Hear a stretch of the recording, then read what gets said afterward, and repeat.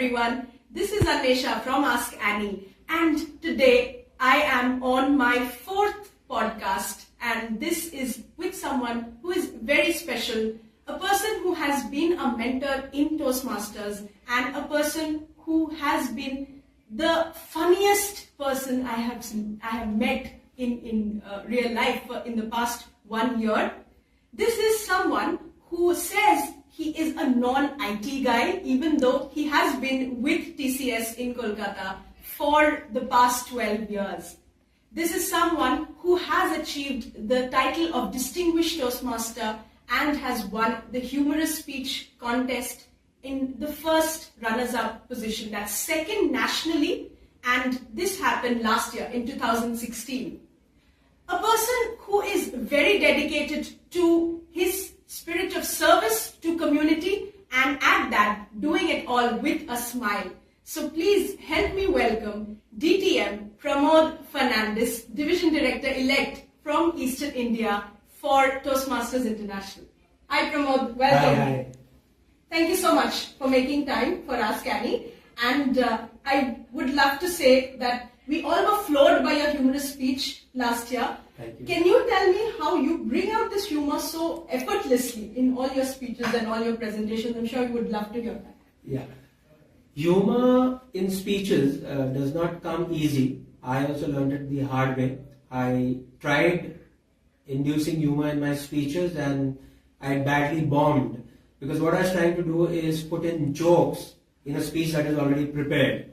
But then I learned that humor is something that can be created out of anything. You can take a serious piece of news and convert it into humor just by exaggerating certain points.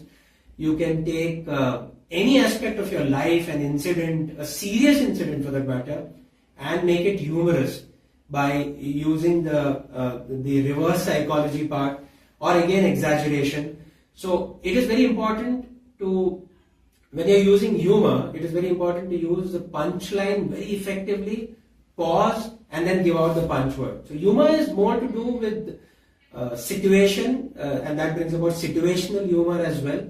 So there are many forms of humor, and I think humor can be experimented with as well.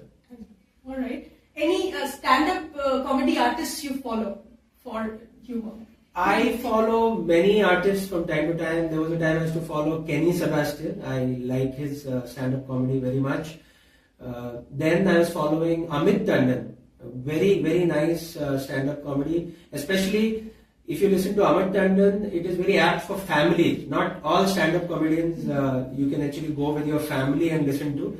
But people like AMIT and SEBASTIAN, you can go with family and really thoroughly enjoy yourself. Right. Yes. Thank you. Pramod, coming from that comedy thing to being a leader, you have been an exceptional leader in Toastmasters. I have known you, but outside that, even in terms of giving to your community or in terms of your professional life also, what do you think makes for a good leader? If I asked you for, say, 3 to 4 traits that you think makes a good leader, what would they be?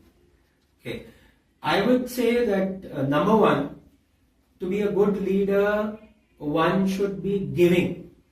I feel that a good leader is not somebody who bosses around. A good leader is somebody who is willing to serve. And by serve, I mean, I come to the next point, is you are, as a good leader, you are expected to empower the people who are actually looking up to you as a leader. And when you empower them, they automatically become great leaders by themselves.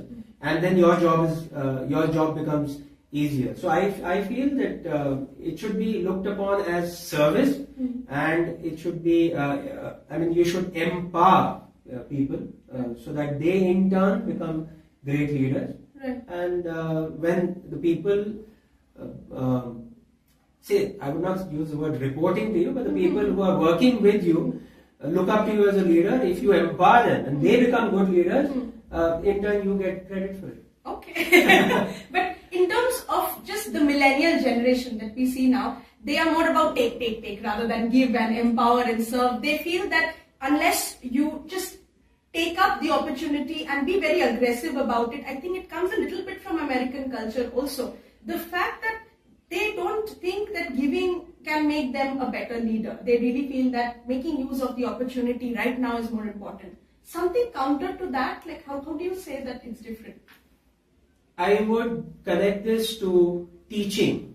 For example, if you are about to teach somebody a particular topic, if you have to teach that topic, you have to learn it well yourself. You have to master that topic. So what you do is you will research, you will read books, learn everything about it, and then go and teach. So what happens in the process is, more than the person you're teaching, you learn much more. So I can connect that to leadership skills, where when you empower the person, when you give, and you use leadership as a way to serve others, I think that really brings about a joy and a satisfaction within you, which I think nothing else can give. So giving, I feel, is a beautiful way to grab happiness.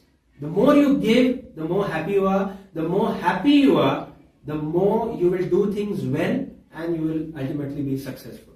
Thank you so much. So give, be happy, and that's how you will be more empowered.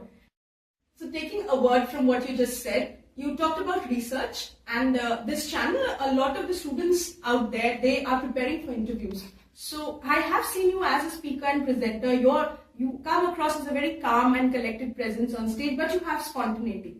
How much of this is because of research and preparation? And in interviews, do you think it's necessary to go and research, or you can just do something that comes to your mind on the spot? Okay, I would say research is very important. One must do research, one must prepare, but you should not over-prepare. It's important to do a little bit of research, because when you're going for an interview, you should know about the organization that you're going to. So that many a time that flaws the panel, because they wonder how come this person knows so much. Okay, maybe somebody at the panel must be aware that you've done some research, but that's fine. So you've done your homework. But at the same time, do not over-prepare. Why I'm saying this is keep something for spontaneity. And how do you bring about this spontaneity? Now, a good impromptu speaker is not a person who does not prepare at all. A good impromptu speaker, on the other hand, is the one who is a keen observer. So when you are going for the interview, observe things around you. Observe things that are happening in the waiting room when you're waiting for your turn to go for an interview, and you will be able to use that during your interview. So observation is very important about everything. In today's day, you find that people are so restless, and they're down with so much of stress, and they're so distracted that they fail to observe things around them. So it's important to observe things around you so that you can actually use that in your interviews or in any other aspects of your life. And does this apply to presentations also? So just one way in which you can make a very good impression as a presenter. As a presenter, I would say it's important again to know what your audience is, or who your audience is, what are their expectations. If you have been asked to present in a particular conference, what that conference is all about, what those members attending that conference are expecting.